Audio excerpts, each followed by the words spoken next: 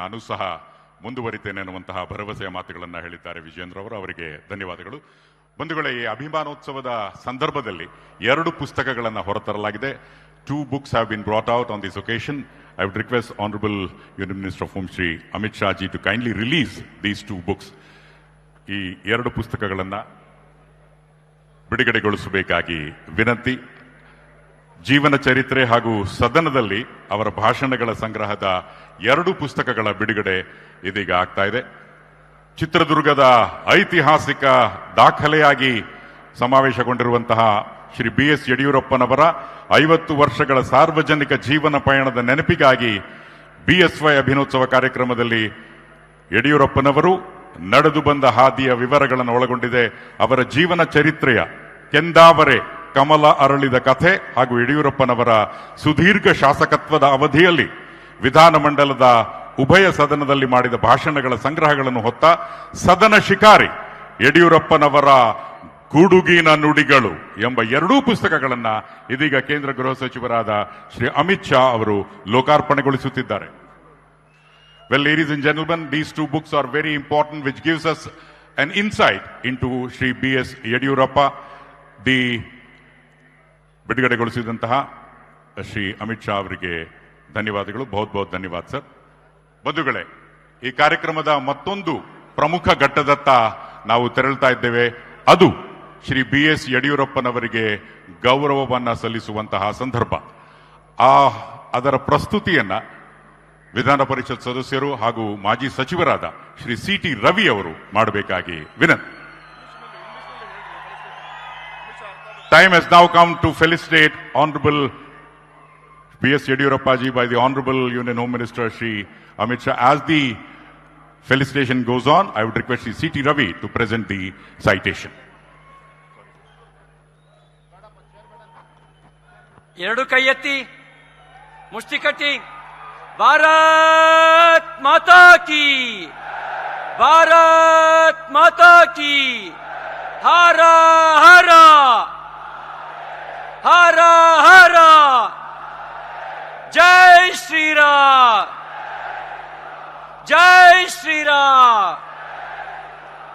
ಪ್ರಧಾನಮಂತ್ರಿ ನರೇಂದ್ರ ಮೋದಿಜಿ ಅವರಿಗೆ, ಅಮಿತ್ ಶಾ ಜಿ ಅವರಿಗೆ, ರೈತ ನಾಯಕ ಯಡಿಯೂರಪ್ಪನವರಿಗೆ, ರೈತ ನಾಯಕ ಯಡಿಯೂರಪ್ಪನವರಿಗೆ ಭಾರತ್ ಮಾತಾ ಕಿ.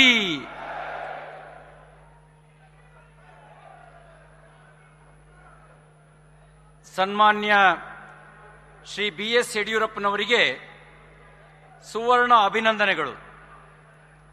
ಹೋರಾಟವೇ ಬದುಕು, ಜನಸೇವೆಯೇ ಧರ್ಮ. ಜನಸೇವೆಯಲ್ಲಿ ಸಾರ್ಥಕ 50 ವರ್ಷ. ಅಭಿಮಾನಿಗಳ ಅಭಿಮಾನೋತ್ಸವ.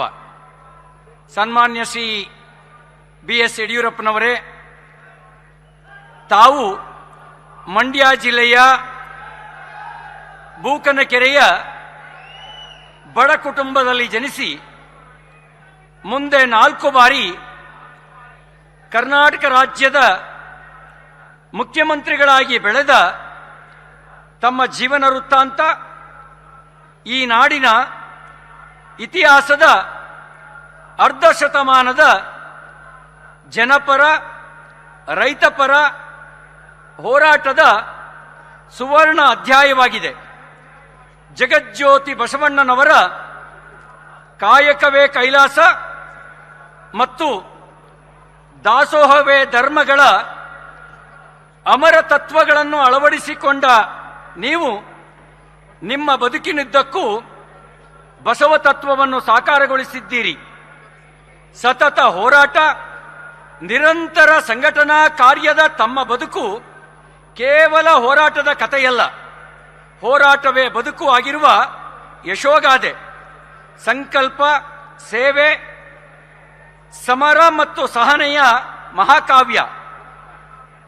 ರಾಷ್ಟ್ರೀಯ ಸ್ವಯಂ ಸೇವಕ ಸಂಘದ ಸ್ವಯಂ ಸೇವಕರಾಗಿ, ಜನಸಂಘದ ಕಾರ್ಯಕರ್ತರಾಗಿ 1975ರ ತುರ್ತು ಪರಿಸ್ಥಿತಿಯ ಸಂದರ್ಭದಲ್ಲಿ ಸೆರೆಮನೆ ಸೇರಿ ತಾವು ಪುಟಕ್ಕಿಟ್ಟ ಚಿನ್ನದಂತೆ ಗಟ್ಟಿಯಾಗುತ್ತಾ ನಡೆದಿರಿ.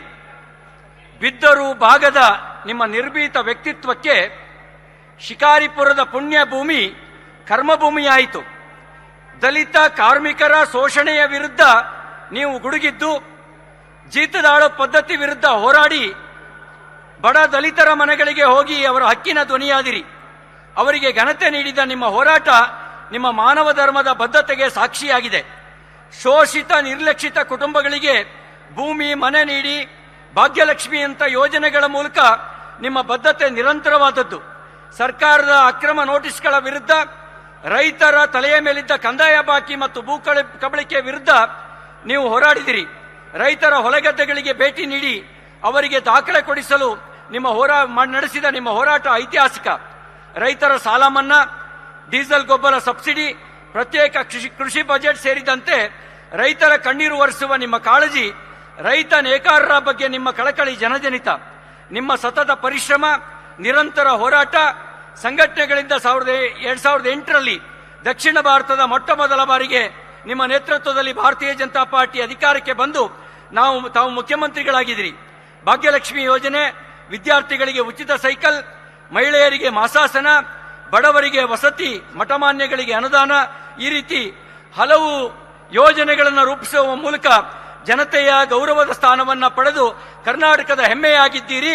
ತಮ್ಮೆಲ್ಲರಿಗೆ ತಮಗೆ ಅಭಿಮಾನಿಗಳ ಅಭಿಮಾನೋತ್ಸವ. ಭಾರತ್ ಮಾತಾ ಕಿ. ರೈತ ನಾಯಕ ಯಡಿಯೂರಪ್ಪನವರಿಗೆ ಧನ್ಯವಾದಗಳು.